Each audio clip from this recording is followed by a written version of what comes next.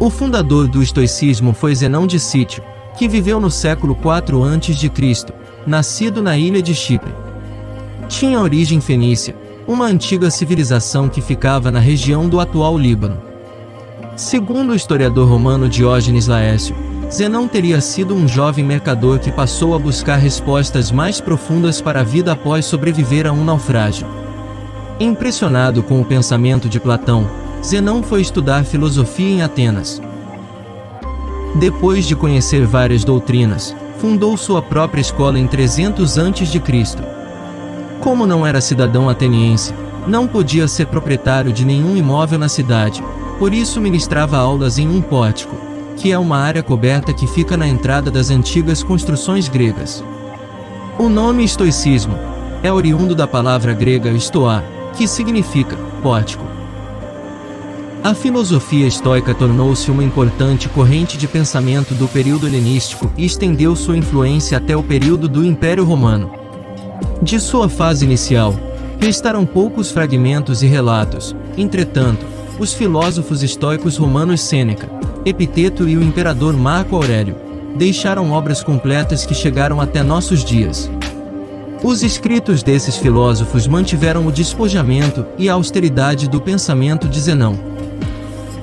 A simplicidade do estoicismo influenciou o cristianismo durante a era medieval e chegou até nossos dias como uma filosofia prática e independente de qualquer religião.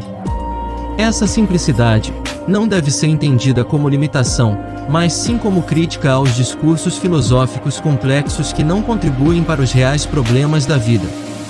Doutrinas filosóficas complexas apenas alimentariam a vaidade, prejudicando assim o bom uso da razão. Segundo o estoicismo, a razão é algo simples, natural e fácil de utilizar. Se temos alguma dificuldade quanto a isso, é porque estamos mergulhados em ilusões e levados pelas paixões. De certa forma, o estoicismo se aproxima de algumas doutrinas orientais, como o budismo, ao propor uma solução para o sofrimento humano, e o taoísmo, ao afirmar que a natureza possui uma sabedoria divina capaz de nos guiar.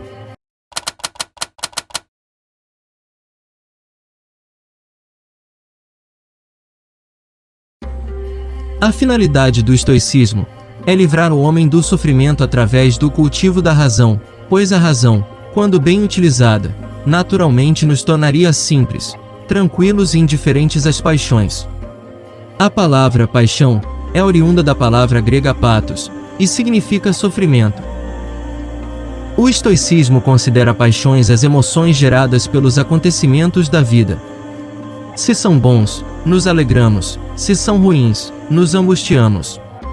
Assim, a alma voa de um lado para o outro, como folha ao vento, sempre vítima das circunstâncias que geram raiva, inveja, alegria e outros sentimentos, conforme declarou Sêneca.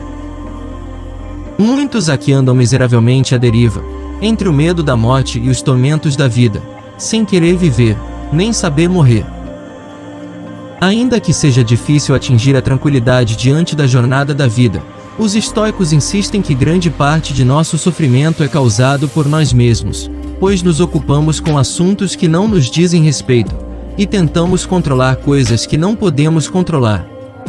A filosofia estoica considera que possuímos uma divindade interior, capaz de nos guiar, pois nossa razão tem origem na razão divina ordenadora da natureza. Todavia, como não cultivamos essa relação interior, nos tornamos vítimas constantes de nossos julgamentos equivocados.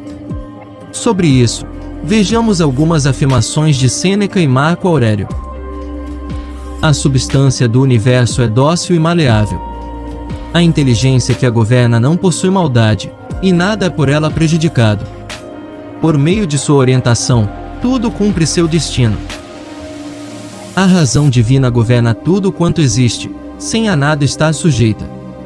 O mesmo acontece com nossa razão que, aliás, provém daquela. Nossa alma tem capacidade para elevar-se até a divindade, desde que os vícios não a impeçam. Nenhum inimigo infligiu a alguém golpe tão duro, como aqueles que muitas pessoas sofrem, ocasionados pelos próprios prazeres.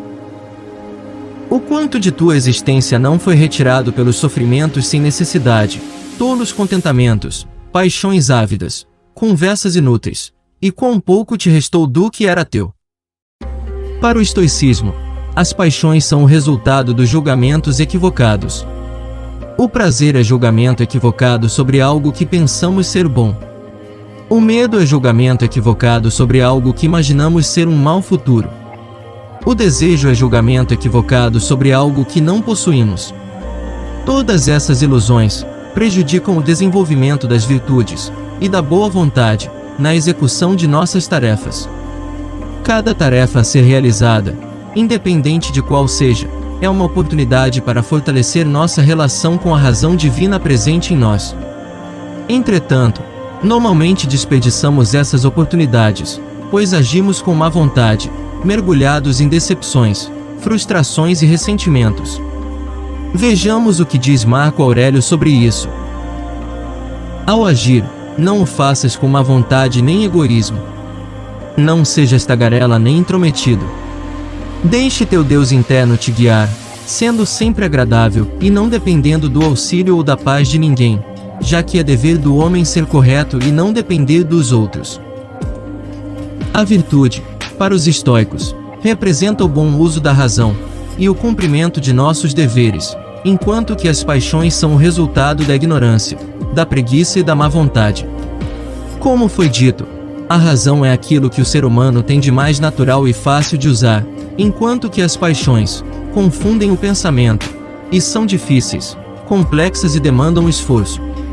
Os bens materiais são importantes apenas na medida exata para preservar a saúde do corpo e o cumprimento de nossas obrigações, mas não possuem valor em si mesmos.